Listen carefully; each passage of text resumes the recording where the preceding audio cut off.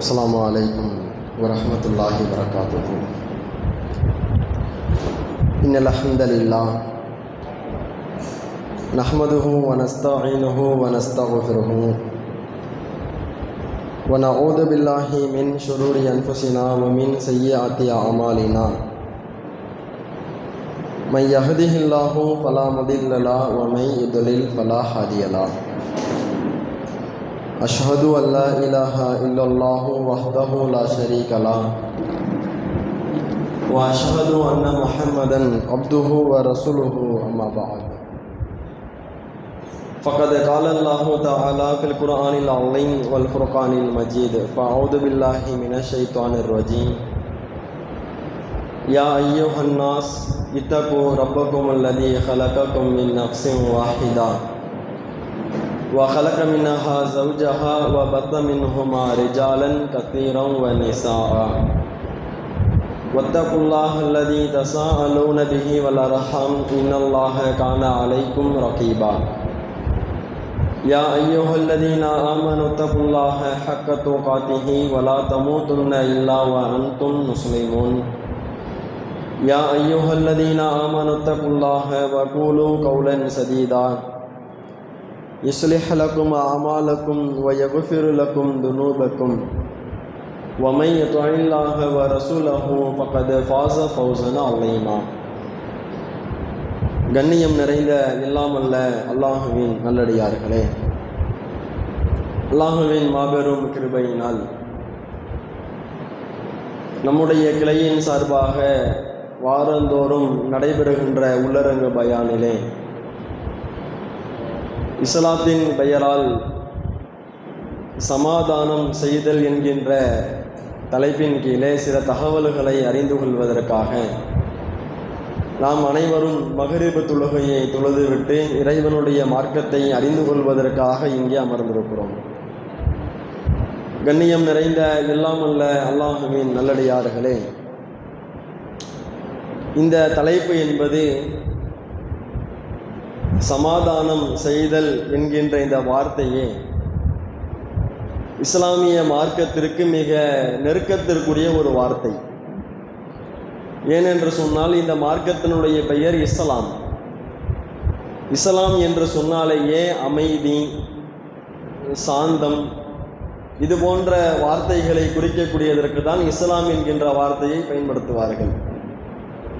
ஆனால் இன்றைக்கு உலகளாவிய அளவில் இந்த மார்க்கத்தை குறித்து தவறான பிரச்சாரங்கள், இஸ்லாமிய மார்க்கம் என்பது தீவிரவாதத்தை போதிக்கிறது, அது கடுமையை மக்களுக்கு மத்தியிலே போதிக்கிறது, ஒரு அமைதிக்கு எதிரான ஒரு நிலைப்பாட்டை இந்த இஸ்லாம் உருவாக்குகிறது என்கின்ற பொய்யான பிரச்சாரம் தான் இந்த இஸ்லாத்திற்கு எதிராக இன்றைக்கு மக்களுக்கு மத்தியிலே பரப்பப்படுகிறது. ஆனால் இஸ்லாமிய மார்க்கம் என்பது உண்மையில் ஒரு அமைதியை தேடக்கூடிய ஒரு மார்க்கம். அதற்கு சான்றாகவே இந்த தலைப்பை நாம் சொல்லலாம். பொதுவாக இறைவனால் படைக்கப்பட்ட மனிதர்கள், அல்லாஹ் இந்த மனிதர்களை எப்படி படைத்திருக்கின்றானேயானால், இந்த உலகத்தில் மனிதனை படைத்து அந்த மனிதனுடைய செயல்பாடுகளை தீர்மானிக்கக்கூடியதாக அல்லாஹ் உள்ளத்தை படைத்திருக்கிறான். அந்த உள்ளத்திற்கு அல்லாஹ் நன்மைகளையும் தீமைகளையும் அல்லாஹ் கற்றுக் கொடுத்திருக்கிறான். நன்மைகளை கற்றுக் கொடுத்து விட்டு தீமைகளையும் அல்லாஹ் கற்றுக் கொடுத்து விட்டு மறுமையில் நாம் சொர்க்கத்தை அடைய வேண்டும் என்கின்ற உயர்ந்த நோக்கம் உனக்கு இருக்குமையானால் அந்த உள்ளத்தை நாம் சீர்படுத்தி கொண்டு உள்ளம் ஏவக்கூடிய அந்த தீமைகளை விட்டு நாம் தவிர்த்து இருந்து மறுமைக்காக சொர்க்கத்திற்காக இந்த உலகத்தில் நன்மையான காரியங்களை செய்ய வேண்டும் என்பதையும், அப்படி இல்லை என்றால் நீ இந்த உலக வாழ்க்கையை விரும்பினால், மறுமையை நீ நம்பாவிட்டால், மறுமையில் இந்த உலகத்தை விட சிறந்த ஒரு உலகத்தை அல்லாஹ் வைத்திருக்கிறான் என்கின்ற ஒரு ஆசை உன்னுடைய உள்ளத்தில் இல்லை என்றால் நீ உன்னுடைய மனவீழ்ச்சியின் அடிப்படையில் வாழ்ந்து கொள். இஸ்லாமிய மார்க்கத்தில் எந்த விதமான நிர்பந்தமும் கிடையாது. அல்லாஹ் மனிதர்களை படைத்தது எப்படி? உன்னை படைத்து விட்டேன், சிந்திக்கக்கூடிய உள்ளத்தை கொடுத்து விட்டேன். அந்த உள்ளத்தை வைத்து நீ எப்படி வாழ வேண்டும் என்பதை நீயே தீர்மானித்துக்கொள். நீ வாழ்ந்த வாழ்க்கையின் பிரகாரம் நீ இந்த உலக வாழ்க்கையில் எப்படி வாழ்ந்தாயோ அதற்கு தகுந்தாற்போல் மறுமை நாளில் கண்டிப்பாக உனக்கு கூலி கொடுக்கப்படும். நன்மைகளுக்கு நன்மை கூலி கொடுக்கப்படும், தீமைகளுக்கு அல்லாஹ் நரகத்தை அல்லாஹ் கூலியாக வழங்குவான். அப்ப இந்த உலகத்தில் நம்முடைய மனம் போன போக்கில் நாம் தாராளமாக வாழலாம். அந்த அடிப்படையில் பார்த்தீர்களேயானால் ஷைத்தான் மனிதனுடைய உள்ளத்தை தான் புரிய வைக்கிறான்.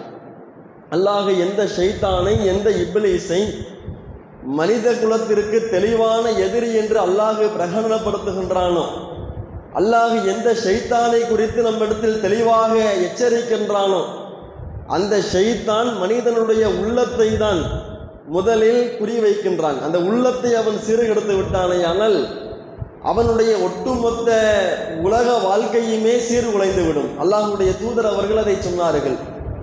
மனிதனுடைய உடலில் அல்லாஹ் ஒரு சிறிய சதை துண்டை அல்லாஹ் படைத்திருக்கிறான்.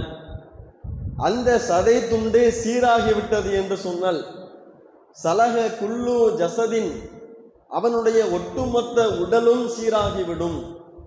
அதே நேரத்தில் அந்த ஒரு சிறிய சதை துண்டு சீர்குலைந்து விட்டது என்றால், அது தவறான பாதையை நோக்கி செல்ல ஆரம்பித்து விட்டது என்று சொன்னால் அவனுடைய ஒட்டுமொத்த உடலுமே சீர்குலைந்து விடும் என்று அல்லாஹ்வுடைய தூதர் அவர்கள் சொல்லிவிட்டு, அறிந்து கொள்ளுங்கள், அதுதான் மனிதனுக்கு அல்லாஹ் வழங்கியிருக்கக்கூடிய கல்பு என்கின்ற உள்ளம். உள்ளம் சீரடைந்து விட்டது என்றால் அவன் சீராகி விடுவான்.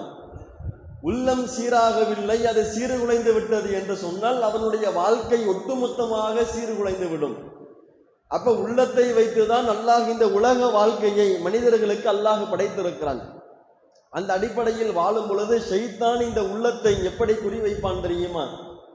நிறைய தீய பண்புகளை, நிறைய சந்தேகங்களை, அல்லாஹ் என்னென்ன கட்டளைகளை இந்த மனித சமுதாயத்திற்கு அல்லாஹ் வழங்கியிருக்கின்றானோ அந்த கட்டளைக்கு மாறு செய்யக்கூடிய காரியங்களை, உலக ஆசையை இந்த உள்ளத்திற்கு தூண்டக்கூடியவனாக ஷைத்தான் இருப்பான். அதில் முக்கியமாக ஷைத்தான் செய்யக்கூடிய ஒரு காரியம் என்னவென்றால், இந்த உலகத்தில் வாழக்கூடிய மனிதர்களுக்கு மத்தியில பிளவுகளை அவன் ஏற்படுத்துவான். ஷைத்தானுடைய முதன்மையான அவனுடைய செயல்பாடு என்ன தெரியுமா? மனிதர்களை எப்பொழுதும் ஒன்று சேர்க்க வைக்க மாட்டான். தீமையுடைய விஷயத்தில் தீமைகளை அழகாக காட்டி அதிலே ஒன்று சேர வைக்கக்கூடிய ஷைத்தான் நன்மையான காரியங்களில் நாம் இன்றைக்கு ஒன்று சேர்ந்தோமையானால் நமக்கு மத்தியிலே நிறைய மனக்கசப்புகளை, நமக்கு மத்தியிலே நிறைய பிணக்குகளை, நன்மையான காரியங்களை செய்வதற்குரிய அந்த மனப்பான்மையை விட்டு மனிதர்களை பிளவுபடுத்தக்கூடிய விஷயத்தில் ஷைத்தான் முதன்மையான காரியத்தை செய்யக்கூடியவனாக இருப்பான். அந்த அடிப்படையில் இந்த உலகத்தில் ஒரு 2 நபர்கள் ஒன்று சேர்ந்தார்களேயானால் அவர்களால் நிறைய நன்மைகளை கொண்டு சேர்க்க முடியும். அதனால்தான் நபிகள் நாயகம் ஸல்லல்லாஹு அலைஹி வஸல்லம் அவர்கள் அந்த 2 நபர்களுக்காக பிரார்த்தனை செய்யும் பொழுது, யார் அந்த 2 நபர்? இந்த உலகத்தில் மனித குலத்தை பெருக்குவதற்காக, தன்னுடைய தேவைகளை பூர்த்தி செய்து கொள்வதற்காக திருமண பந்தத்தில் இணையக்கூடிய கணவன் மனைவி என்கின்ற 2 நபர்கள். அல்லாஹ்வுடைய தூதர் அவர்கள் அந்த திருமணத்தின் பொழுது அந்த மன தம்பதிகளுக்கு செய்த துவாவை பாருங்கள். பாரக்கல்லாஹு லக வ பாரக அலைக்க, அல்லாஹ் உங்களுக்கு அகத்திலும் புறத்திலும் பரக்கத்து செய்வானாக. வ ஜமஅ பைனகுமா ஃபி ஹைரின், நன்மைகளில் உங்கள் இருவரையும் ஒன்று சேர்ந்து வைப்பானாக என்று பிரார்த்திக்கிறார்கள். ஏன் தெரியுமா? இந்த உலகத்தில் ஒரு கணவனும் ஒரு மனைவியும் சேர்ந்து ஒரு நன்மையான காரியத்தில் ஈடுபட்டு விட்டார்களேயானால் அதில் கண்டிப்பாக வெற்றி அடைவார்கள். ஒரு நன்மையான காரியத்தை செய்ய வேண்டும் என்று அவர்கள் முனைப்பு காட்டினார்களேயானால் அதை கண்டிப்பாக செய்து முடிப்பார்கள், அதில் வெற்றி காண்பார்கள். அதனால்தான் அல்லாஹ்வுடைய தூதர் அவர்கள் நன்மையான காரியங்களில் நீங்கள் ஒன்று சேருங்கள் என்று பிரார்த்தனை செய்தார்கள். ஆனால் அல்லாஹ்வுடைய தூதர் அவர்கள் இப்படி பிரார்த்தனை செய்திருக்க, ஷைத்தான் எதை விரும்புவான் தெரியுமா? கணவனுக்கும் மனைவிக்கும் மத்தியில பிளவுகளை ஏற்படுத்துவதே விரும்புவான். அதனால்தான் அல்லாஹ்வுடைய தூதர் அவங்க சொன்னாங்க, இப்லீஸுக்கு எங்க ஒரு சபை இருக்கிறது, ஒரு மன்னனுக்கு ஒரு அரசனுக்கு எப்படி ஒரு அரசவை இருக்குமோ அதே போன்று இப்லீஸிற்கு நடு கடலில் அவன் தன்னுடைய அவையை அமைத்திருக்கிறான். அதிலே உலகத்தில் மனிதர்களுக்கு மத்தியிலே தீமைகளை போதித்த அந்த ஷைத்தான்களை தினந்தோறும் விசாரிப்பான். இன்றைக்கு நீ என்ன செய்தாய், எந்த மனிதனை நீ வழிகெடுத்தாய், எவனை அல்லாஹ்வுக்கு கட்டுப்படுவதை விட்டும் திசை திருப்பினாய் என்று அவன் விசாரித்துக் கொண்டிருப்பான். அப்படி ஒவ்வொரு ஷைத்தான்களையும் அந்த இப்லீஸ் விசாரிக்கும் பொழுது யாருக்கு அவன் முன்னுரிமை கொடுக்கிறான்? தன்னுடைய பக்கத்தில் அமர வைத்துக் கொண்டு யாருக்கு அவன் முன்னுரிமையை வழங்குகின்றானேயானால், கணவனுக்கும் மனைவிக்கும் மத்தியில் யார் பிளவுகளை ஏற்படுத்துகிறானோ அவனுக்கு தான் இப்லீஸ் முக்கியத்துவம் கொடுக்கிறான். அப்ப இஸ்லாமிய மார்க்கம் கணவனையும் மனைவியையும் ஒன்று சேர வேண்டும் என்று பிரார்த்தனையின் மூலமாக வலியுறுத்துகிறது. இப்லீஸ் எதை விரும்புகிறான்? கணவனும் மனைவியும் பிரிய வேண்டும். அதற்கு யார் அடித்தளம் அமைக்கிறாரோ, அந்த பிளவுக்கு யார் அடிப்படையாக இருக்கின்றானோ அந்த ஷைத்தானுக்கு இப்லீஸ் முக்கியத்துவம் வழங்குகிறான். அப்ப எந்த அளவிற்கு பாருங்கள், ஷைத்தானுடைய வேலையை என்னன்னு கேட்டீங்கன்னா, கணவனுக்கும் மனைவிக்கும் மத்தியில பிளவுகளை ஏற்படுத்துறது மட்டும் இல்லை, நன்மையான காரியங்களில் யார் ஒன்று சேர்ந்தாலும், ஒரு அண்ணன் தம்பி சகோதரர்கள் ஒன்று சேர்ந்தாலும் அதற்கு மத்தியிலே பிளவுகளை ஏற்படுத்துவான். யார் என்று தெரியாதவர்கள் அல்லாஹ்வை மட்டுமே வணங்க வேண்டும் என்ற கொள்கையில் இப்படி நாம் அனைவரும் ஒன்று சேர்ந்திருக்கிறோமே, இப்படி ஒன்று சேரக்கூடிய நேரத்திலும் ஷைத்தான் நமக்கு மத்தியிலே பிளவுகளை ஏற்படுத்துவான். யாராக இருந்தாலும் நன்மையான காரியங்களுக்காக ஒன்று சேர்ந்தால் அங்கு கண்டிப்பாக ஷைத்தானுடைய வேலை என்னவென்றால் பிளவுகளை ஏற்படுத்துவது ஷைத்தானுடைய வேலை. அப்படி ஷைத்தான் பிளவுகளை ஏற்படுத்தும் பொழுது இந்த உலகத்தில் வாழக்கூடிய முஸ்லிம்கள் எப்படி இருக்க வேண்டும் தெரியுமா? அல்லாஹ் குர்ஆனிலே சொல்கிறான், வஇன் தாயிஃபத்தானி மினல் முஃமினீன். ஷைத்தானுடைய ஊசலாட்டத்தின் காரணமாக இறை நம்பிக்கையாளர்களில் இரண்டு கூட்டத்தார்கள் சண்டையிட்டு கொண்டார்களேயானால், இக்கத்தத்தலு அவர்கள் சண்டையிட்டு கொண்டார்களேயானால் ஃபஅஸ்லிஹு பைனஹுமா, அவர்களுக்கு மத்தியிலே நீங்கள் சமாதானம் செய்து வையுங்கள். அல்லாஹ் எப்படி கட்டளையிடுகிறான் என்று பாருங்கள். பிளவுகளை ஏற்படுத்துவது ஷைத்தானுடைய வேலை. மூமின்களுடைய வேலை என்ன? ஷைத்தானுடைய சூழ்ச்சிக்கு எதிராக நீங்கள் களம் கண்டு யாருக்கு மத்தியில் ஷைத்தான் பிளவுகளை ஏற்படுத்துகிறானோ அவர்களுக்கு மத்தியிலே நீங்கள் சமாதானம் செய்து வையுங்கள், இணக்கத்தை ஏற்படுத்துங்கள் என்று அல்லாஹ் மூமின்களுக்கு கட்டளையிடுகிறான். எப்படி தெரியுமா சமாதானம் செய்யுங்கள் என்றால், பெயர் அளவுல சும்மா அறிவுரை சொல்லிவிட்டு நீங்கள் விலகி விடாதீர்கள்.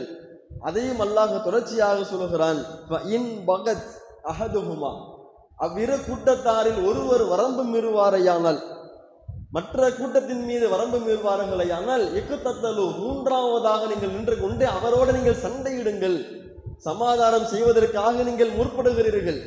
குர்ஆன் வசனங்களை கொண்டு ஹதீஸ்களை கொண்டு அழகிய அறிவுரைகளை சொல்லி நீங்கள் சமாதானம் ஏற்படுத்தும் பொழுது அந்த குர்ஆனுக்கு கட்டுப்படாமல் ஹதீஸ்களுக்கு கட்டுப்படாமல் ஒருவர் வரம்பு மீறுவாரையானால் அந்த வரம்பு மீற கூடிய கூட்டத்திற்கு எதிராக நீங்கள் போரிடுங்கள், நீங்கள் சண்டையிடுங்கள் என்று அல்லாஹ் கட்டளையிடுகின்றான்.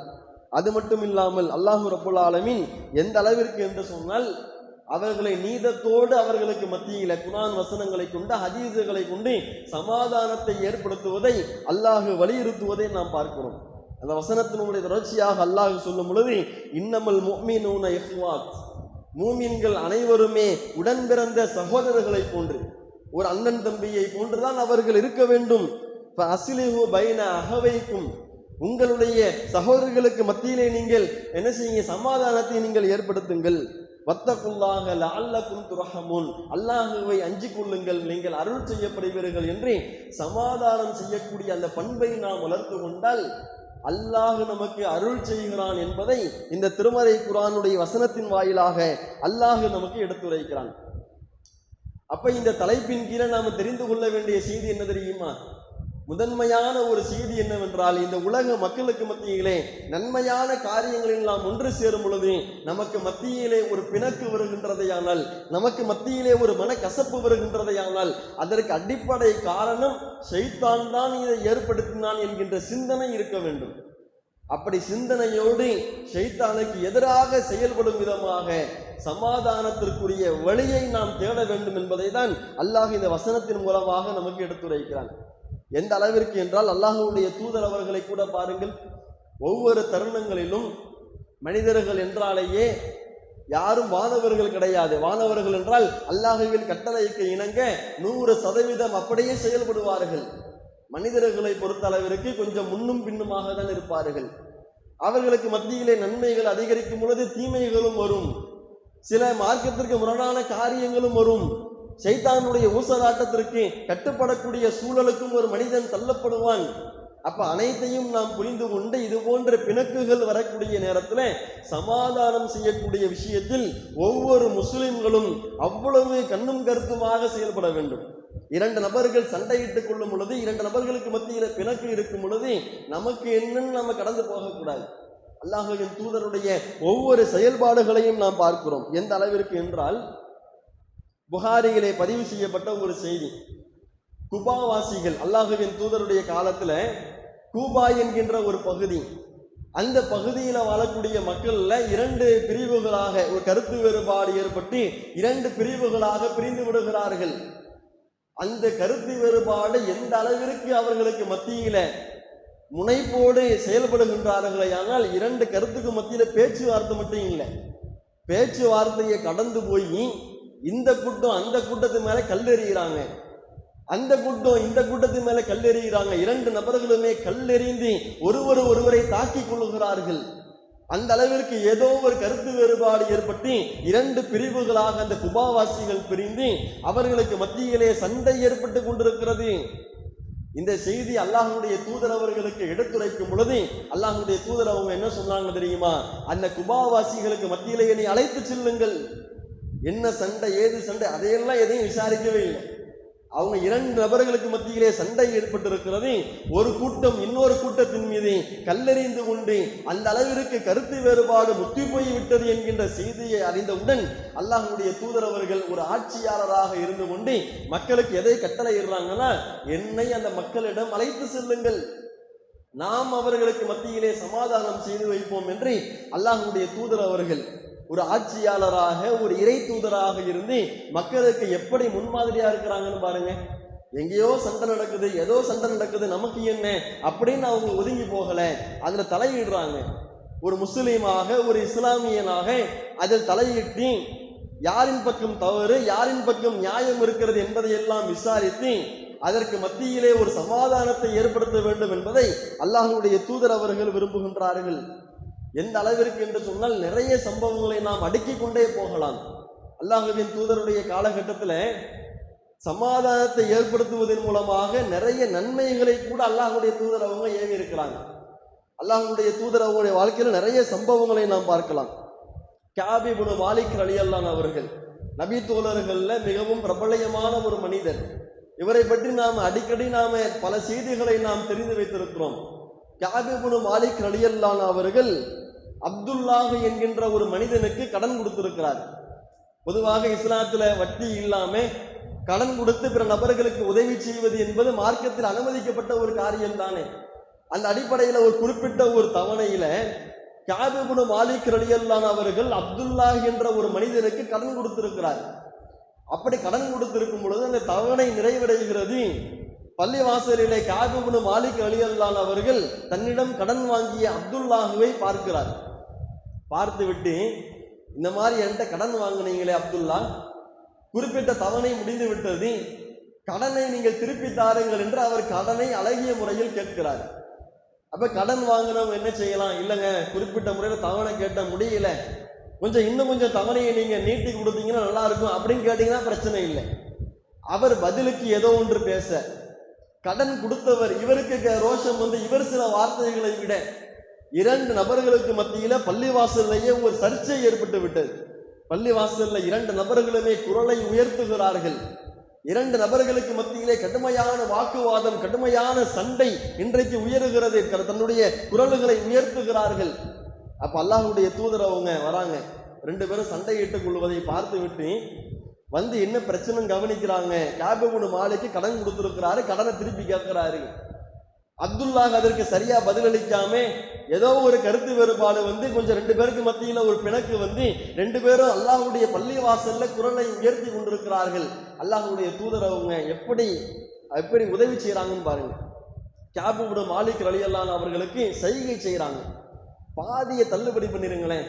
அந்த இடத்துல வாயை திறந்து கூட அல்லாஹ்வுடைய தூதர் அவங்க பேசாம ஒரு பாதியை விட்டு கொடுத்துருங்க அப்படின்னு சைகையின் மூலமாக தெரிவிக்கிறாங்க. அப்ப கஅப் இப்னு மாலிக் ரலியல்லாஹு அன்ஹு அவர்கள் அதை பார்த்து விட்டு அல்லாஹ்வுடைய தூதர் அவர்களே இவருக்காக பரிந்துரை செய்யறாங்க, பாதியை தள்ளுபடி செய்ய சொல்லி நம்ம இடத்தில் ஒரு கோரிக்கையும் சமாதானத்தை ஏற்படுத்துறாங்க. அப்ப அந்த இடத்துல எவ்வளவு கோபத்துல இருந்து, பொதுவாக கடன் வாங்கியவரை விட கடன் கொடுத்தவருக்கு தான் அதிகமா கோபம் இருக்கும். அப்படிப்பட்ட நபர் காப் இப்னு மாலிக் அவர்கள் கடன் கொடுத்த இடத்தில் இருக்கிறார். அப்ப என்னுடைய பொருளாதாரத்தை என்கிட்ட வாங்கிட்டு என்னையே ஏத்து பேசுறாரு அப்படின்னு உச்சகட்ட கோபத்தில் இருக்கக்கூடிய அந்த இடத்துல அல்லாஹ்வுடைய தூதருக்கு எப்படி கட்டுப்படுறாங்கன்னு பாருங்க.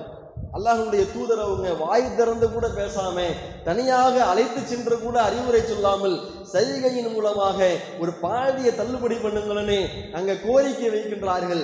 அந்த கோரிக்கையை உடனடியாக ஏற்றுக்கொண்டு அவருக்கு நான் பாதியை தள்ளுபடி செய்து விடுகிறேன், மீதமுள்ள தொகையை கொடுக்க சொல்லுங்கன்னு சமாதானத்தை நோக்கி முன் வருகிறார்கள். அல்லாஹ்வுடைய தூதர் அவங்க தலைவர் என்கின்ற இடத்தில் இருந்து கொண்டு மக்களுக்கு சமாதானத்தை ஏற்படுத்துகிறார். மக்களும் அதை அதற்கு கட்டுப்பட்டு முழுமையாக சமாதானத்தை நோக்கி விரைந்து வருகிறார்கள். அப்ப பொதுமக்களுக்கு மத்தியில் இது போன்ற பிணக்குகள் வரும் பொழுது, இது போன்ற ஷைத்தான் ஒரு பிளவுகளை ஏற்படுத்தும் பொழுது அல்லாஹ்வுடைய தூதர் அவர்கள் மூமினாக இருந்து கொண்டு என்ன செஞ்சிருக்கிறாங்க, இவ்வளவு பெரிய சமாதானங்களை ஏற்படுத்தியிருக்கிறார்கள் என்பதை எல்லாம் பார்க்க முடிகிறது. அதே போன்று பார்த்தீர்களானால் கணவனுக்கும் மனைவிக்கும் மத்தியில பொதுவாக ஒவ்வொரு வீட்டுக்கும் வாசப்படியும்பாங்க. குடும்பம்னாலேயே பிரச்சனை இருக்கதான் செய்யும். அத்தாவுக்கும் பையனுக்கும் சண்டை இருக்கும், அண்ணனுக்கும் தம்பிக்கும் சண்டை இருக்கும், கணவனுக்கும் மனைவிக்கும் சண்டை இருக்கும், மாமியாருக்கும் மருமகளுக்கும் எந்த உறவுகளை எடுத்துக்கொண்டாலும் கண்டிப்பாக ஒரு மனக்கசப்பு, ஒரு சண்டை இருக்கத்தான் செய்யும். வீட்டுக்கு வீடு எப்படி வாசல்படி இருக்கிறதோ அந்த மாதிரி வீட்டுக்கு வீடு, உறவுக்கு உறவு சண்டைகள் இருந்து கொண்டுதான் இருக்கும். அப்ப அல்லாஹ்வுடைய தூதர் அவங்க அந்த குடும்பத்திற்கு மத்தியில் எப்படி சமாதானத்தை ஏற்படுத்துறாங்கன்னு பாருங்க. 2 அடிமைகள், ஒன்று பரீரா என்று சொல்லக்கூடிய ஒரு பெண்மணி, இவங்க அடிமையாக இருந்த ஒரு பெண்மணி. அவருடைய கணவர் முகீஸ் என்று சொல்லக்கூடிய மனிதர், அவரும் அடிமைதான். 2 நபர்களும் அடிமையாக இருக்கிறார்கள். வெவ்வேறு நபர்களுக்கு 2 நபர்களும் கணவன் மனைவியாகவும் இருக்கிறார்கள். அப்ப இந்த மனைவி இருக்கிறாங்கள பரீரா, இவங்களுடைய முதலாளி அவங்க என்ன செஞ்சிடறாங்கன்னா, ஏதோ ஒரு காரணத்தினால பரீராவை சுதந்திரமாக்கி விடுதலை செஞ்சிடறாங்க, அடிமையிலிருந்து விடுதலை செஞ்சிடறாங்க. அப்ப இந்த பரீரா என்கின்ற பெண்மணிக்கு என்ன சிந்தனைனா, நாம அடிமையா இருந்தோம், ஒரு அடிமைப்பட்ட ஒரு ஆணுக்கு மனைவியாக இருந்தும் பிரச்சனை இல்லை, இப்ப என்னுடைய முதலாளி என்னை தான் விடுதலை செய்து விட்டாரே, நான் தான் சுதந்திரமாக பெண்ணாக மாறிவிட்டேனே, நான் ஏன் ஒரு அடிமைக்கு மனைவியாக இருக்க வேண்டும் என்ற சிந்தனையோடு இவர் எந்த காரணமும் கிடையாது. கணவனுக்கும் மனைவிக்கு மத்தியில் எந்த சண்டையும் கிடையாது, இல்லை கணவனுக்கும் மனைவிக்கு எந்த குறைகளும் கிடையாது, எந்த விதமான காரணமும் இல்லாமல் அடிமைக்கு நாம் எப்படி மனைவியாக இருக்க வேண்டும் என்கின்ற ஒற்றை சிந்தனையோடு தன்னுடைய கணவனை விவாகரத்து செய்ய வேண்டும் என்ற சிந்தனைக்கு இந்த பரீரா என்கின்ற பெண்மணி வராங்க. அப்ப அல்லாஹ்வுடைய தூதர்கிட்ட விவாகரத்தை கேட்டு முன்வைக்கிறாங்க. அப்ப இந்த முகீஸ் என்கின்ற இந்த கணவர் இருக்கிறார்ல, தன்னுடைய மனைவியின் மீது கடுமையான அன்பு வைத்தவர், அவர் இந்த தகவலை தாங்கிக் கொள்ள முடியாமல் கடுமையாக அழ ஆரம்பிக்கிறார். அல்லாஹ்வுடைய தூதர் அவங்க கேட்கும் போது அல்லாஹ்வுடைய தூதர் கடுமையாக அழுகிறார். என்னுடைய மனைவி என்னால பிரிய முடியாது, அவ்வளவு பாசம் வச்சிருக்கிறேன், நேசம் வச்சிருக்கிறேன்னு அப்படியே கண்ணீர் மெழுக அல்லாஹ்வுடைய தூதர்கிட்ட கோரிக்கை வைக்கிறார். அல்லாஹ்வுடைய தூதர் அவங்க என்ன செய்யறாங்கன்னா, பொதுவாக பெண்ணுரிமையை வழங்கிய மார்க்கம் இஸ்லாம். பெண்ணுரிமையில மார்க்கம் தலையிடவே கிடையாது. அவர்களுக்கு விவாகரத்து உரிமையை கொடுத்திருக்கிறது, சொத்துரிமையை கொடுத்திருக்கிறது. அவர்கள் இந்த மார்க்க அல்லாஹ்விற்கு கட்டுப்பட்டு இந்த உலகத்தில் யாரும் வழங்காத உரிமையை இந்த மார்க்கம் பெண்களுக்கு கொடுத்திருக்கிறது. அதற்கு அடிப்படையாக இந்த சான்றாக இந்த ஹதீஸை கூட நம்ம சொல்லலாம். எவ்வளவு பெரிய பாருங்க, கணவனுக்கும் விருப்பம் இல்லை பிரிவதற்கு, ஆனால் மனைவி விவாகரத்து உரிமையோடு அல்லாஹ்வுடைய தூதர்கிட்ட கோரிக்கையை முன்வைக்கிறாங்க. திரும்ப அல்லாஹ்வுடைய தூதர் அவங்க அந்த பெண்மணி அழைக்கிறாங்க, பரீராவை அழைத்து, ராஜாத்திஹி, மீண்டும் நீ அந்த முகீஸோடு சேர்ந்து வாழக்கூடாதா, ஏன் இந்த முடிவு நீங்க எடுத்தீங்க அப்படின்னு ஒரு சமாதானத்தை ஏற்படுத்துறாங்க. அந்த இடத்துல ஒரு அடிமையோடு எப்படி வாழ்வது என்கின்ற சிந்தனையோடு தான் நீ உன்னுடைய கணவனை பிரிய வேண்டும் என்று ஆசைப்படுகிறாய். அல்லாஹ் உனக்கு அந்த உரிமையை கொடுத்திருக்கிறான். இருந்தாலும் உன்னுடைய கணவனிடத்தில் நான் பேசும் பொழுது அவர் கடுமையாக பாதிக்கப்படுகிறார், கடுமையாக அழுகிறார். எனவே நீ அவரோடு திரும்பி நீ சேர்ந்து வாழலாமேன்னு கோரிக்கையை முன்வைக்கிறாங்க. அப்ப கூட அந்த பெண்மணி என்ன கேட்கிறாங்கன்னா, அல்லாஹ்வுடைய தூதர் அவர்களே, எனக்கு நீங்க கட்டளை இடுறீங்களா, நான் முகீஸோடு தான் சேர்ந்து வாழ வேண்டும் என்று கட்டளை இடுறீங்களா? இல்லை இல்லை, ஒரு நன்மையை கருதி ஒரு ஆலோசனை தான், ஒரு பரிந்துரை தான் நான் செய்கிறேன் என்று அல்லாஹ்வுடைய தூதர் அவர்கள் சொன்னவுடன், இல்லை இல்லை என்னோட அவரோடு சேர்ந்து வாழ முடியாதுன்னு அந்த பெண்மணி பிரிஞ்சு போயிடுறாங்க. இப்ப பாருங்க, இந்த கணவனும் மனைவியும், மனைவி பிரிய வேண்டும் என்று ஆசைப்படுறாங்க, கணவன் பிரியக்கூடாது என்று அவர் ஆசைப்படுகிறார். அல்லாஹ்வுடைய தூதர் அவங்க என்ன செய்யறாங்கன்னு பாருங்க. கணவன் மனைவியாக இருந்தாலும் இரண்டு பேருக்கு மத்தியில அல்லாஹ் அவர்களுக்கு பிரிவதற்கு அனுமதியை கொடுத்திருந்தாலும் ஒன்றுக்கு இரண்டு முறை சொல்லி பார்க்கறாங்க, சேர்ந்து வாழலாமே, சேர்ந்து வாழ்ந்தா நல்லாக தானே இருக்குன்னு சொல்லிட்டு அல்லாஹ்வுடைய தூதர் அவங்க சமாதானத்தை ஏற்படுத்துவதை என்ன செய்யறாங்க, முற்படுத்துறாங்க. அப்ப கணவன் மனைவிக்கு மத்தியில, இரண்டு கூட்டத்தார்களுக்கு மத்தியில, முஸ்லிம்களுக்கு மத்தியில இது போன்ற ஷைத்தான் தவறான சிந்தனையை உருவாக்கி பிளவுகளை ஏற்படுத்தும் நேரம் எல்லாம் அல்லாஹ்வுடைய தூதர் அவங்க ஒரு முஸ்லிமாக இருந்து அவர்களுக்கு மத்தியிலே சமாதானத்தை ஏற்படுத்தி இருக்கிறார்கள். ஆனால் இவ்வளவு ஆதாரங்கள், இந்த குர்ஆன் வசனங்கள், இந்த ஹதீஸுகள், முஸ்லிமாக வாழக்கூடிய ஒரு மனிதர் பிளவுகளை விரும்பக்கூடிய இரண்டு மனிதர்களுக்கு மத்தியிலே சமாதானத்தை ஏற்படுத்த வேண்டும் என்று சொல்லக்கூடிய இந்த மார்க்கத்தில் இன்றைக்கு முஸ்லிம்கள் எப்படி இருக்கிறோம் யோசித்து பாருங்கள். அல்லாஹ்வுடைய தூதர் அவர்கள் காட்டி தந்த அடிப்படையில் இன்றைக்கு நாம் இருக்கிறோமா? அல்லாஹ்வின் தூதர் காட்டி தந்த அடிப்படையில் இரண்டு நபர்களுக்கு மத்தியிலே ஒரு சண்டை ஏற்படுகின்றதையானால் அங்கு நாம் சமாதானம் செய்கிறோமா? சமாதானம் செய்ய வேண்டிய முஸ்லிம்கள் இன்றைக்கு சண்டைக்கு காரணமாக இருப்பதை நாம் பார்க்கிறோம். சமாதானம் செய்வதில் இஸ்லாமிய மார்க்கம் எந்த அளவிற்கு அனுமதி கொடுக்கின்றதையானால் சில இடங்கள்ல பேசுவதற்கு கூட தகுதி இல்லாத காரணத்தினால பிரச்சனைகள் பெருசாயிரும். உப்பு சப்பு இல்லாத விஷயம்னு சொல்லுவோம்ல, அந்த மாதிரி காரணங்களாலலாம் ஷைத்தான் அதை சின்னதை பெருசாக்கி அப்படியே அந்த காரியத்தை பெருசா கொண்டு வந்துருவான். அப்படிப்பட்ட அந்த நேரத்தில் கூட இஸ்லாமிய மார்க்கம் சமாதானம் செய்வதற்கு எப்படியெல்லாம் அனுமதி கொடுக்கின்றதையானால், பொய் சொல்வது மார்க்கத்தில் தடுக்கப்பட்ட ஒரு காரியம், பொய் சொல்வது கடுமையாக கண்டிக்கப்பட்ட ஒரு காரியம். இருந்தாலும் அல்லாஹ்வுடைய தூதர் அவங்க எப்படி அனுமதி கொடுக்கிறாங்கன்னா, பொய் பேசியாவது, பொய்யை சொல்லியாவது சமாதானத்தை செய்ய வேண்டும் என்று இஸ்லாமிய மார்க்கம் கட்டளையிடுவதை நாம் பார்க்கிறோம். கணவனுக்கும் மனைவிக்கு மத்தியில் ஏதாச்சும் ஒண்ணு, இரண்டு நபர்களுக்கு மத்தியிலே பிளவு வருகிறதா, இரண்டு நபர்களுக்கு மத்தியிலே ஷைத்தான் பிளவுகளை ஏற்படுத்துகிறானா, பொய் சொல்லியாவது என்ன செய்யுங்க, அவங்களுக்கு மத்தியில சமாதானத்தை ஏற்படுத்துங்கள். அல்லாஹ்வின் தூதர் ஸல்லல்லாஹு அலைஹி வஸல்லம் அவர்கள் சொல்வதை நாம் பார்க்கிறோம். எந்த அளவிற்கு என்றால், அவர்களை பொய்யர் என்று 3 விஷயங்களை நாம் தாராளமாக போய் சொல்லிக் கொள்ளலாம். அல்லாஹ்வுடைய தூதர் அவங்க இந்த மார்க்கத்திற்காக போரிடுவதை நமக்கு வழிகாட்டி இருக்கிறாங்க. மார்க்கத்திற்காக போராடக்கூடிய ஒரு நேரத்துல பொய் சொல்லக்கூடிய ஒரு சூழல் வருகிறதா, அந்த இடத்தில் பொய் சொல்லுவது தவறில்லை. அதே போன்று கணவனுக்கும் மனைவிக்கும் மத்தியிலே ஒரு சண்டை ஏற்படுகிறது, முஸ்லிம்களுக்கு மத்தியிலே ஒரு பிளவு ஏற்படுகிறது, அந்த இரண்டு பிரிவினர்களுக்கு மத்தியில ஏதாச்சும் ஒரு பொய் சொல்லியாவது சமாதானத்தை ஏற்படுத்துவது அல்லாஹ்வுடைய பார்வையில் பொய்யர் என்ற பட்டியல் வராது. அதே போன்று நன்மையை கருதி கணவன் மனைவி இடத்திலும், மனைவி தன்னுடைய கணவனிடத்திலும் பொய் பேசுவது, பொய் உரைப்பது அது பொய்யனாக கருதப்படாது என்று இஸ்லாமிய மார்க்கத்தில் தெளிவாக நமக்கு வழிகாட்டப்பட்டிருக்கிறது. ஆனால் இன்றைக்கு சமாதானத்தை விரும்பக்கூடியவர்களாக இருக்க வேண்டிய முஸ்லிம்கள் இன்றைக்கு சண்டைக்கு காரணமாக ஆயிடுறாங்க. எப்படி?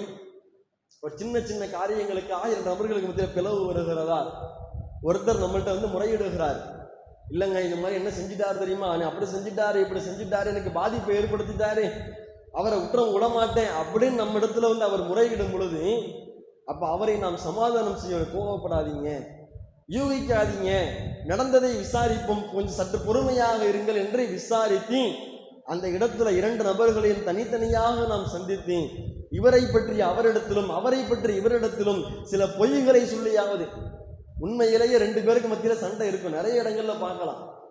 2 பேர் சண்டை போட்டுக்கிட்டு இருப்பாங்க, இவர்கிட்ட போய் என்னங்க நடந்துச்சுன்னு கேட்டோம்னா அப்படியே கோபத்துல கொந்தளிப்பார், என்ன செஞ்சுட்டாங்க தெரியுமான்னு 1க்கு 10 விஷயங்களை எடுத்து சொல்லுவார். அவரை அப்படி இப்படின்னு 10 வருஷத்துக்கு முன்னால செஞ்ச கதையெல்லாம் எடுத்து சொல்லிக்கிட்டு இருப்பாரு. அதே போன்று இவர்கிட்ட கேட்டு பாருங்க, இவர்கிட்ட விசாரிக்கும் பொழுது இவரும் அதே மாதிரிதான், அப்ப என்ன செஞ்சாரு தெரியுமா, இப்ப என்ன செஞ்சாரு தெரியுமா, ஆரம்பத்திலிருந்து எனக்கு எதிராக தான் இவர் செயல்பட்டுக்கிட்டு இருக்கிறாரு, என்னென்னமோ இல்லாத பொல்லாத விஷயங்கள் எல்லாம் அந்த இடத்துக்கு வரும். ஆனால் அவரை நாம் சந்திக்கும் பொழுது அவரிடத்துல நான் பேசினேங்க, நீங்க தான் அவரை தவறா புரிஞ்சிருக்கிறீங்க, அவர்கிட்ட கேட்கும் போது உங்களை எந்த அளவுக்கு அவர் நேசிக்கிறாரு தெரியுமா, உங்களை பத்தி உண்மையிலே பார்த்தா அவர் திட்டு தான் இருப்பார், 10 வருஷத்துக்கு முன்னால செஞ்ச காரியத்தெல்லாம் எடுத்து சொல்லி அவன் சரி கிடையாதுங்க ஆளு, அவன் இப்படி அப்படின்னு உண்மையிலேயே குறையாதான் சொல்லியிருப்பார்.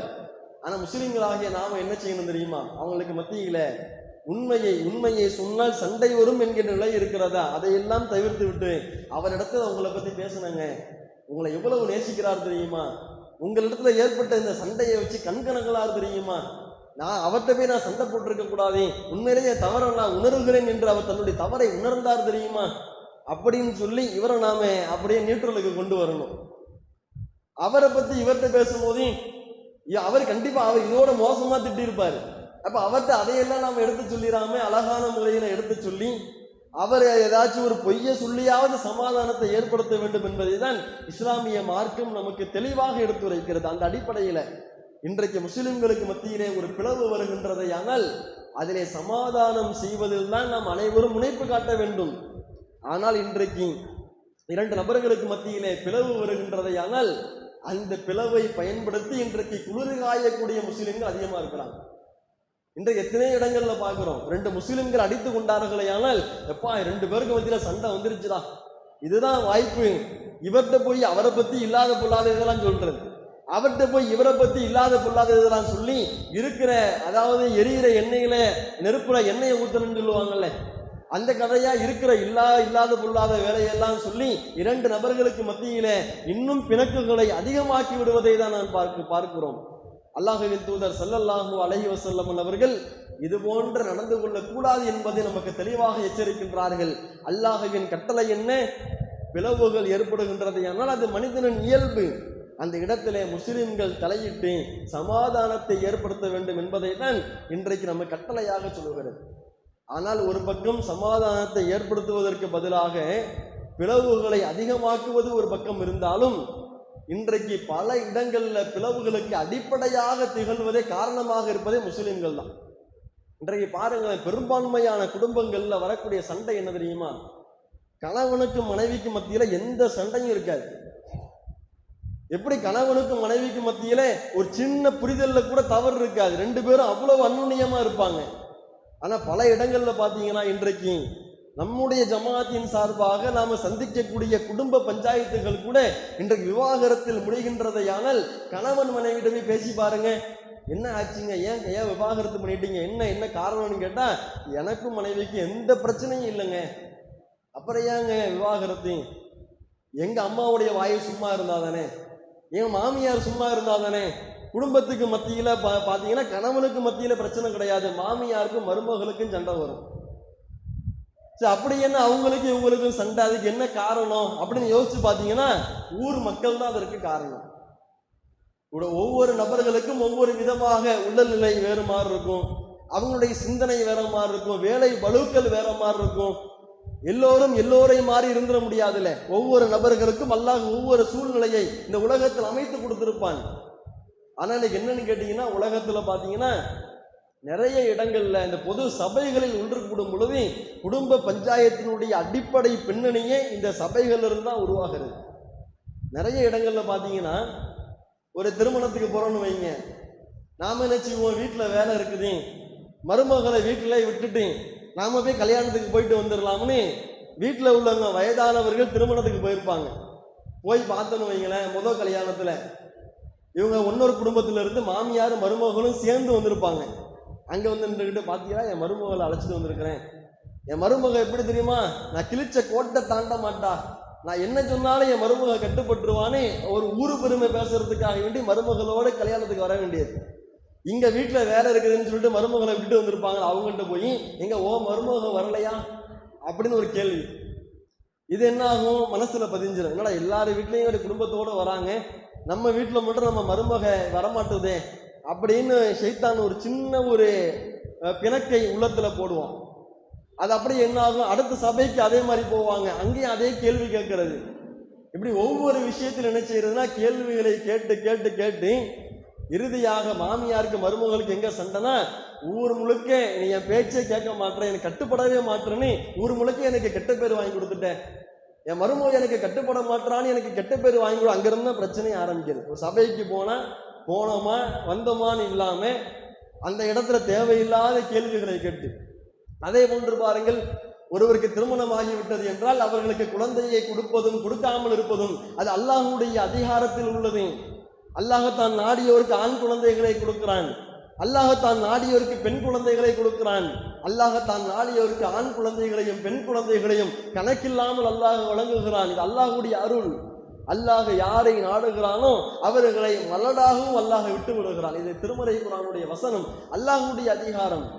ஆனா இன்னைக்கு என்ன, ஒரு சபைக்கு போனோம்னா ஒருத்தர் திருமணமாகி ஒரு 6 மாசம் 7 மாசம் அந்த மாதிரி இருக்குதுன்னு வைங்க, எங்கேயும் வெளியே போய் தலை காட்ட முடியாது. போற இடத்துல எல்லாம் நல்லா விசாரிச்சுட்டேன், என்னாச்சு குழந்தை இல்லையா, என்ன தள்ளி போட்டுக்கிட்டு இருக்கிறீங்களா, என்ன இதே கேள்விதான். கேள்வி கேட்டு என்ன ஆயிரும் கேட்டீங்கன்னா, இப்படியே அந்த கணவனும் மனைவிக்கு மத்தியில் அவங்க சரியான புரிதலோடு இருப்பாங்க. போற இடத்துலலாம் இந்த கேள்வியை கேட்டு அவருடைய மாமனாருக்கும் மாமியாருக்கு மத்தியில கேள்வியை கேட்டு ஒரு சிந்தனையை, ஏன்னா எல்லா வீட்லயும் குழந்தை இருக்குது, நம்ம வீட்டுல மட்டும் குழந்தை இல்லை, அப்ப இவளுக்கு தான் ஏதோ ஒரு குறை போலன்னு சொல்லிட்டு அங்க சண்டை வரும். இப்படியே ஒவ்வொரு சபையிலையும் பார்த்தீங்கன்னா, நிறைய இடங்கள்ல பார்த்தீங்கன்னா, தேவையில்லாத விஷயத்தில் முஸ்லிம்கள் இன்றைக்கு நாம் தலையிடுவதன் மூலமாக, மார்க்கத்தினுடைய அடிப்படைகளை நாம் தெரிந்து கொள்ளாமல் செயல்படுவதன் மூலமாக, நம்முடைய பேச்சின் மூலமாகவே இன்றைக்கு பல குடும்பங்கள் பிரிவதை பார்க்கிறோம். இஸ்லாமியர்களுக்கு மத்தியில் பல பிளவுகள் ஏற்படுவதை நாம் பார்க்கிறோம். ஆனால் அல்லாஹ்வின் தூதர் ஸல்லல்லாஹு அலைஹி வஸல்லம் அவர்கள் இது போன்ற பண்புகளை எல்லாம் நமக்கு காட்டி தரவே இல்லை. அதற்கு மாறாக எப்படிப்பட்ட ஒரு சமுதாயத்தை உருவாக்குனாங்கன்னா, மார்க்க அடிப்படையில் கருத்து வேறுபாடுகள் வந்தாலும் கூட அந்த சமாதானத்தை ஏற்படுத்தக்கூடிய கூட்டத்தை தான் அல்லாஹ்வுடைய தூதர் அவங்க உருவாக்குனாங்க. அதற்கு அழகிய உதாரணத்தை பாருங்கள். இப்னு அப்பாஸ் ரலியல்லாஹு அவர்கள், இப்னு அப்பாஸ் ரலியல்லாஹு அவர்கள் அல்லாஹ்வின் தூதருடைய காலகட்டத்தில் ஒரு சிறு பிள்ளையாக இருந்தார். அல்லாஹ்வின் தூதருடைய மரணத்திற்கு பின்பாக அலி ரலியல்லாஹுடைய ஆட்சி காலம் வருகிறது. அலி ரலியல்லாஹுடைய ஆட்சி காலத்துல ஒரு பெரும் குழப்பம். முஆவியா ரலியல்லாஹு அன்ஹு அவர்கள் ஒரு பக்கம், இன்னொரு பக்கம் ஆயிஷா ரலியல்லாஹு அன்ஹா, 2 நபர்களுக்கு மத்தியில் ஒரு கருத்து வேறுபாடு ஏற்பட்டு முஸ்லிம் சமுதாயம் 2ஆக பிரிந்தது. அதில் இன்னும் அதிகமான ஃபித்னாக்கள் ஏற்பட்டு மார்க்கத்தை விட்டு வெளியேறக்கூடிய ஒரு கூட்டம், அல்லாஹ்வின் தூதர் அவர்களால் அமைக்கப்பட்ட அந்த ஆட்சியிற்கு கிலாஃபத் இருக்கிறதே, அந்த கிலாஃபத்திற்கு கட்டுப்படாமல் இருக்கக்கூடிய ஹவாரிஜி என்கின்ற ஒரு கூட்டம் அலி ரலியல்லாஹுடைய காலகட்டத்தில் உருவானது. அந்த ஹவாரிஜியன்கள் மார்க்கத்திற்கு முரணாக நாங்கள் ஆட்சியாளருக்கு கட்டுப்பட மாட்டோம், இந்த மன்னருக்கு நாங்கள் கட்டுப்பட மாட்டோம் என்று சொல்லி அரசாங்கத்திற்கு எதிராக ஒரு புரட்சியை ஏற்படுத்தி அவர்கள் தனியாக ஒரு குழுவை அமைத்து கொண்டு செயல்பட்டு கொண்டிருக்கிறார்கள். இப்னு அப்பாஸ் ரலியல்லாஹு அன்ஹு பார்க்குறாங்க. இப்னு அப்பாஸ் அவர்கள் அல்லாஹ்வுடைய தூதர் அவர்கள் இவ்வளவு ஒற்றுமையான ஒரு சமுதாயத்தை உருவாக்குனாங்க, சிறிய சிறிய காரணங்களுக்காக இன்றைக்கெல்லாம் சமுதாயம் பிரிந்து கிடக்கிறது என்று அன்றைய ஆட்சியாளர் அலி ரலியல்லாஹு அன்ஹு அவங்கள்ட்ட அனுமதி கேட்குறாங்க. இப்னு அப்பாஸ், எனக்கு அனுமதி கொடுங்க, நான் ஹவாரிஜி கூட்டத்தை போய் சந்திக்கிறேன். ஹவாரிஜி கூட்டத்தார்கள் இன்றைக்கு நம்மோடு சண்டையிட்டு விட்டு தனியாக இருக்கிறார்கள், உங்களை பற்றி தப்பும் தவறுமாக பேசுகிறார்கள், சஹாபாக்களை பற்றி தப்பும் தவறுமாக பேசுகிறார்கள், தவறான புரிதல் இருக்கிறாங்க, அதனால நம்மளை விட்டு பிரிஞ்சு போயிட்டாங்க, பிரிந்து போய்விட்டார்கள் என்பதற்காக நம்ம விட்டுறக்கூடாது, எனக்கு அனுமதி கொடுங்க, நான் அவங்களை போய் பேசுறேன். அப்ப அலி ரலியல்லாஹு அன்ஹு சொல்லுகின்றார்கள், இல்லை அவங்க விஷயத்தில் உங்களை நான் பயப்படுகிறேன், நீங்க அவங்கள்ட்ட ஏதாவது நீங்க பேச போயிட்டீங்கன்னா உங்களை அவங்க கொலை செய்து விடுவார்கள் அல்லது உங்களை தாக்கி விடுவார்கள் என்பதை நான் பயப்படுகிறேன், எனவே நீங்க போகாதீங்கன்னு தடுக்கிறாங்க. அப்ப இப்னு அப்பாஸ் ரலியல்லாஹு அவர்கள், இல்லை, அந்த ஹவாரிஜி கூட்டத்தாருடைய தலைவராக இருக்கக்கூடியவர்கள் எனக்கு மிகவும் நெருக்கமானவர்கள், அவர்கள் என்னை தாக்கவும் மாட்டார்கள், கொலை செய்யவும் மாட்டார்கள், எனக்கு அனுமதி கொடுங்க, நான் அல்லாஹ்வுடைய வேதத்தை கொண்டு அவங்கள்ட்ட நான் போய் பேசுறேன், சமாதானத்தை ஏற்படுத்துறதுக்கு முயற்சி பண்றாங்க. அப்ப அலி ரலியல்லாஹு அனுமதி கொடுத்துடுறாங்க. அனுமதியை பெற்றுவிட்டு இந்த ஹவாரிஜியன்கள் எந்த பகுதியிலே வாழுகின்றார்களோ அந்த பகுதியை நோக்கி செல்லுகிறார்கள், அவர்களை சந்திக்கிறார்கள் மதிய நேரத்தில். அப்ப சந்திக்கும் பொழுது அந்த ஹவாரிஜி கூட்டத்தார்கள் இப்னு அப்பாஸ் ரலியல்லாஹு அவர்களை அழகான முறையில் வரவேற்கிறாங்க. வரவேற்று விட்டு அந்த இடத்துல கூடுதல் குறைவாக எந்த வார்த்தையும் பேசல. இப்னு அப்பாஸ் ரலியல்லாஹு அவர்கள் போய் அந்த ஹவாரிஜி கூட்டத்தார்கள்ட்ட சொல்றாங்க, நான் இப்னு அப்பாஸாக வரவில்லை, மாறாக என்னுடைய தலைவரான அலி ரலியல்லாஹு அவர்கள் சார்பாக நான் வந்திருக்கிறேன், எந்த சஹாபாக்களை நீங்கள் குறை சொல்லுகிறீர்களோ அந்த முஹாஜிர்கள் சார்பாக, அந்த அன்சாரிகள் சார்பாக நான் வந்திருக்கிறேன், இந்த மார்க்கத்தை உங்களுக்கு நான் போதிப்பதற்காக நான் வந்திருக்கிறேன், இன்றைக்கு ஆட்சியாளருக்கு கட்டுப்பட மாட்டேன் என்று தனியாக பிளவுபட்டு நிற்கிறீங்களே, என்ன காரணம்? காரணத்தை சொல்லுங்க, நான் விளக்கம் கொடுக்கிறேன். அப்ப அந்த ஹவாரிஜிகள் சொல்லுகின்றார்கள் 3 காரணம். அந்த 3 பிரத்யேக காரணத்தினால நாங்கள் பிரிஞ்சிருக்கிறோம் என்று சொன்னவுடன் இப்னு அப்பாஸ் ரலியல்லாஹு அன்ஹு சொல்லுகின்றார்கள், அந்த 3 காரணங்களுக்கு குர்ஆன் ஹதீஸ் அடிப்படையில் நான் விளக்கம் கொடுத்து விட்டால் நீங்கள் திருந்தி வந்துடுவீங்களா, சமாதானத்துக்கு வந்துடுவீங்களான்னு கேட்கிறாங்க.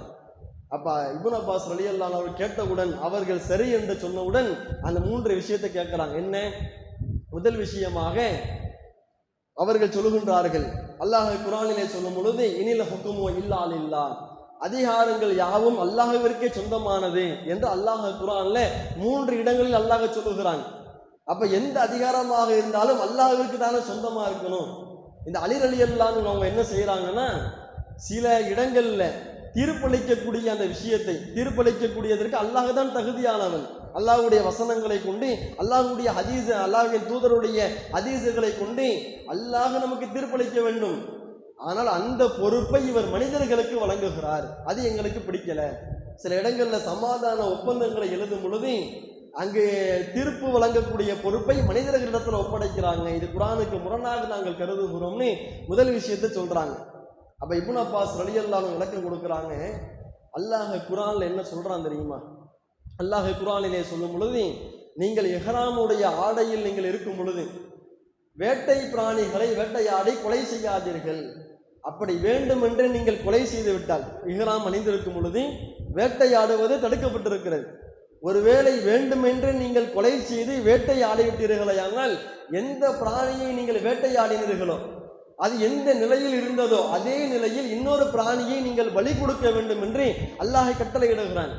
ஒருத்தர் ஒரு மானை வேட்டையாடிட்டார், ஒரு 10 கிலோ மான் இருக்குதுன்னு வைங்க, அதை வேட்டையாடி கொலை செஞ்சுட்டார். இவருக்கு பரிகாரம் என்ன? அதே 10 கிலோ அளவுல உள்ள இன்னொரு மானை அவர் என்ன செய்யணும்? அவர் பலி கொடுக்கணும்.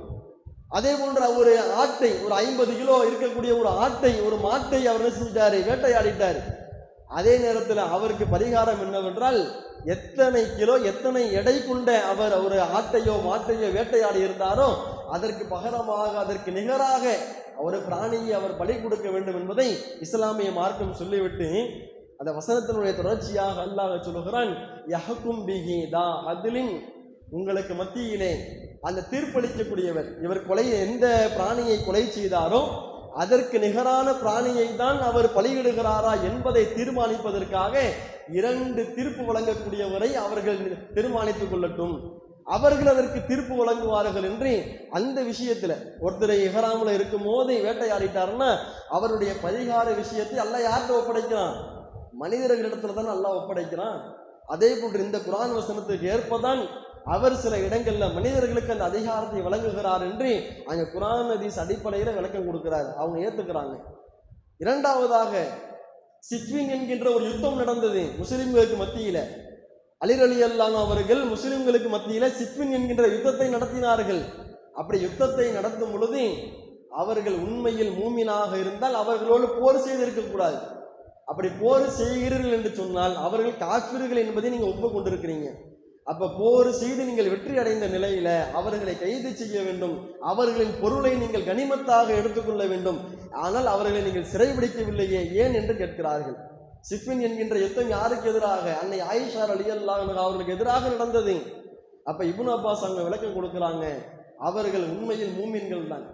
ஏதோ ஒரு தவறின் காரணமாக, தவறான சிந்தனையின் காரணமாக, ஷைத்தானுடைய ஊசலாட்டத்தின் காரணமாக ஏதோ போர் நடந்து விட்டது. அல்லாஹ்வின் தூதருடைய மனைவி நமக்கு யார்? உம்மஹாத்துல் முஃமினீன், அவர் மூமினுடைய தாய்மார்கள் அல்லவா, அவர்களையா நாம சிறைபிடிக்கணும்னு சொல்லிட்டு அவங்க அங்க விளக்கம் கொடுக்கிறாங்க. அவர்கள் காபிர்களும் கிடையாது, மூமின்கள் தான். மூமின்கள் என்றால் ஏன் நாம் போர் செய்தோம்? ஏதோ ஒரு தவறு நடந்து விட்டது, தவறை ஒப்புக்கொண்டு நாம தவறிலிருந்து வெளிவர வேண்டுமே ஒழிய அவர்களை எப்படி நம்மால் கைது செய்ய முடியும், எப்படி நாம சிறைபிடிக்க முடியும்னு கேள்வியை முன்வைக்கிறாங்க. அதற்கும் அவர்கள் கட்டுப்பட்டு வந்துடுறாங்க. மூன்றாவதாக, அவர்கள் அலி ரலியல்லாஹு அன்ஹு அவர்கள் ஒரு போருக்கு ஒப்பந்தத்தில் கையெழுத்திடும் பொழுது அலி என்று சொன்னதற்கு பின்பாக அமீருல் முஃமினீன் என்கின்ற வார்த்தை எழுதினாங்க. அப்ப எதிரணியில உள்ளவங்க அமீருல் முஃமினீன் என்கின்ற வார்த்தையை நீங்கள் எழுதக்கூடாது என்று சொன்னவுடன் அலி ரலியல்லாஹு அன்ஹு அவங்க அதை அழைச்சிடுறாங்க. அப்ப ஏன் அதை அவர் அழித்தார்? அவர் மூமின்களுக்கு அமீர் இல்லையா? காபிர்களுக்கு அமீராக இருக்கிறார். எதற்காக அந்த காபிர்களுக்கு அவர் ஒத்து போக வேண்டும்?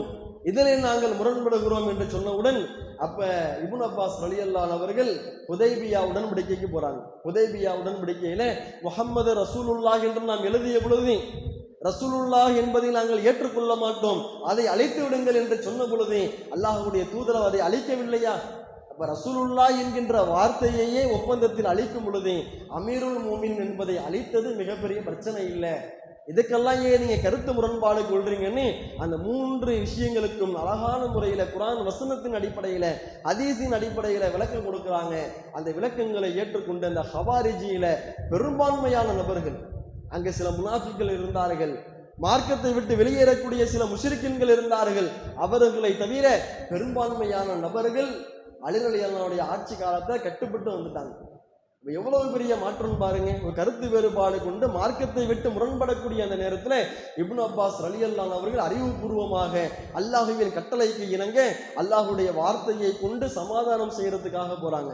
அங்க சமாதானம் செய்து சமுதாயத்திற்கு மத்தியில சமாதானத்தை ஏற்படுத்திய மார்க்கத்தின் அடிப்படையில ஒன்றிணைப்பதை நாம் பார்க்கிறோம். ஆனால் இன்றைக்கு முஸ்லிம்களாக வாழக்கூடிய நாம் நம்முடைய செயல்பாட்டின் மூலமாக நிறைய பிளவுகளை ஏற்படுத்துவதும் அந்த பிளவுகள் மூலமாக நாம் மகிழ்ச்சி அடைவதும் இன்றைக்கு பெரும்பான்மையான இடங்களில் நாம் இருப்பதை பார்க்கிறோம். அப்ப பிறருடைய விஷயத்தில் பிளவுகள் ஏற்பட்டதையானால் அந்த இடத்துல நாம சமாதானத்தை ஏற்படுத்த வேண்டும் என்கின்ற பண்பை நாம வளர்த்து கொள்ள வேண்டும். அடுத்து அதே மாதிரி பார்த்தீங்கன்னா நம்முடைய வாழ்க்கையில நமக்கும் சில நபர்களுக்கு மத்தியில பிரச்சனை வரும். ஷைத்தான் அப்படி கொண்டு வருவான். அப்படி கொண்டு வரக்கூடிய நேரத்தில் நாம் என்ன செய்யணும் தெரியுமா? ஷைத்தான் இடத்திலிருந்து பாதுகாப்பு தேடி அந்த பிளவுகளை பெரிதாக்கக்கூடிய பண்புகளை நாம் தெரிந்து கொண்டு அதிலிருந்து நாம வெளியே வரணும். அல்லாஹ் தன்னுடைய திருமறை குர்ஆனிலே சொல்லும் பொழுது வலா யத்தபிஉ அக்ஸரஹும் இல்லாதன், இந்த மக்களில் பெரும்பான்மையான மனிதர்கள் யூகத்தை தவிர வேறு எதையும் பின்பற்றவில்லை. அல்லாஹ் இந்த யூகத்தை பற்றி சொல்லும் பொழுது இல்லல் லன்னலா யகுனி அனில் ஹக்கி ஷைஆ, இந்த யூகம் என்பது நன்மையான காரியங்களில் எந்த ஒன்றையும் பயனளிக்காது என்று அல்லாஹ் சொல்லுகின்றானே. யூகம் என்பது தவறான நோக்கத்தை நோக்கி நாம் அழைத்து செல்லும். யூகிப்பது என்பது ஒரு யூகத்தின் அடிப்படையில் ஒரு முடிவு செய்வது என்பது தவறான வழியை நோக்கி தான் நம்மை அழைத்து செல்லும். அப்ப நமக்கும் இன்னொருத்தருக்கு, நமக்கும் ஒரு கணவருக்கு மத்தியில பிரச்சனை வருது, இல்லை நமக்கும் மனைவிக்கு மத்தியில பிரச்சனை வருது, அண்ணன் தம்பிக்கு மத்தியில பிரச்சனை வருது, இல்லை ஒரு ஜமாத்துல நாம பயணிக்கின்றோம், ஒன்றாக பயணிக்கிறோம். இப்படி ஒன்றாக பயணிக்கும் பொழுது நமக்கு மத்தியில் பிரச்சனை வருகின்றதையானால்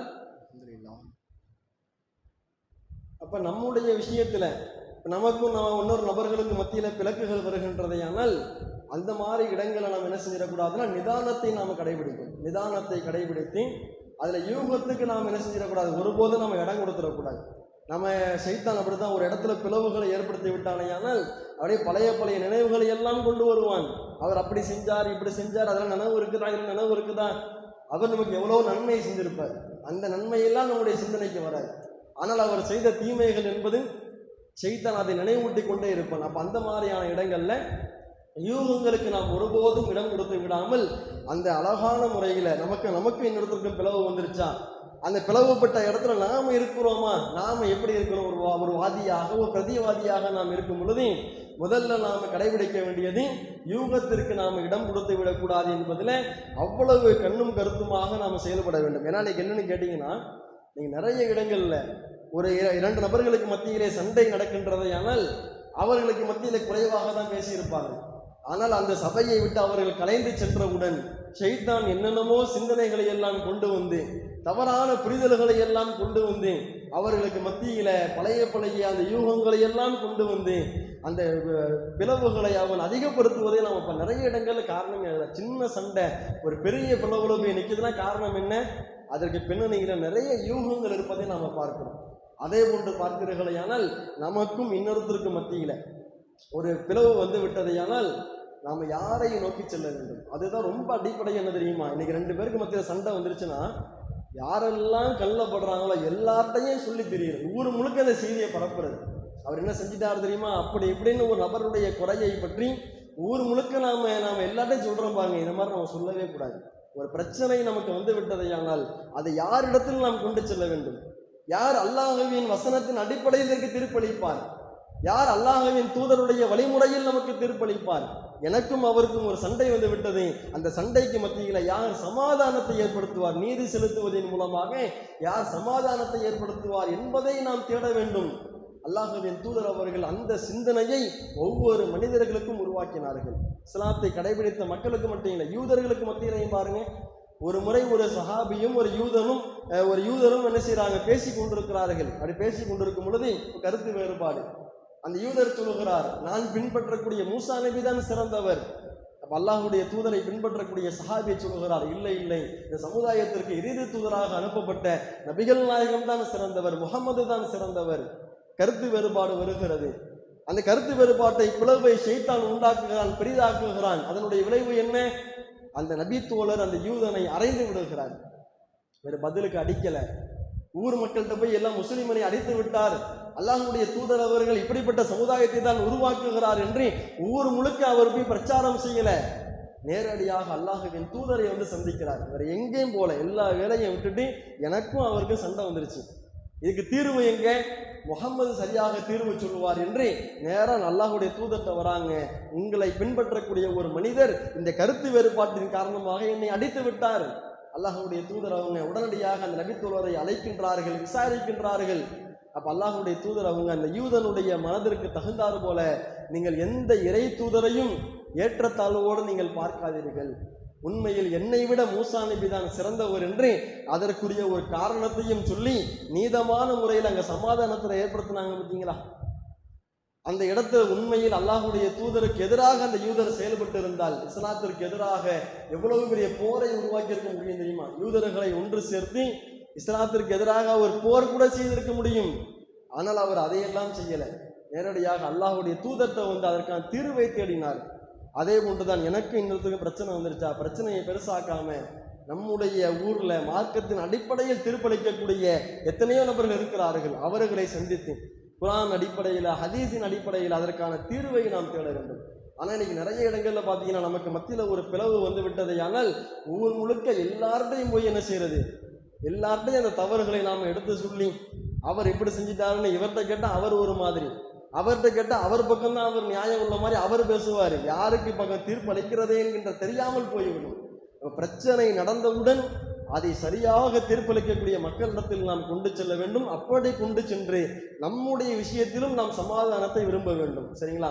அது இல்லாம வேற எந்த விதமான பண்புகளையும் நாம் கையில் எடுத்துடக்கூடாது. அதே போன்று குறிப்பாக நாம் இறுதியாக ஒரு செய்தியை நாம் சொல்வது என்னவென்றால், மார்க்கத்தின் அடிப்படையில் இப்போ நான் இங்கே பயான் பேசிக்கிட்டு இருக்கிறேன், நீங்க எல்லாம் கேட்டுக்கிட்டு இருக்கிறீங்கன்னா, இந்த சபையில நாம் அப்படி ஒன்று சேர்ந்தோம். இதற்கு முன்பாக நம்ம யாரையும் தெரியாது. மார்க்கத்தின் அடிப்படையில் நாம் ஒன்று சேர்ந்திருக்கிறோம். அல்லாஹ்வின் மார்க்கத்தை பிற மக்களுக்கு நாம் எடுத்துரைப்பதற்காக ஒன்று சேர்ந்திருக்கிறோம். ஷைத்தான் நம்முடைய உள்ளங்களுக்கு மத்தியில தான், நிர்வாகிகளுக்கு இன்னொரு நிர்வாகிக்கு மத்தியில பிணக்கை ஏற்படுத்துவான். ஒரு ஆலிமாவும் இருக்கிற ரெண்டு ஆலிமாக்களுக்கு மத்தியில சண்டையை ஏற்படுத்துவான். அதே போன்று மக்களுக்கு மத்தியில ரெண்டு உறுப்பினர் இருக்கிறாங்க, ரெண்டு ஆதரவாளர் இருக்கிறாங்க, அவங்களுக்கு மத்தியில பிணக்குகளை ஏற்படுத்துவான்.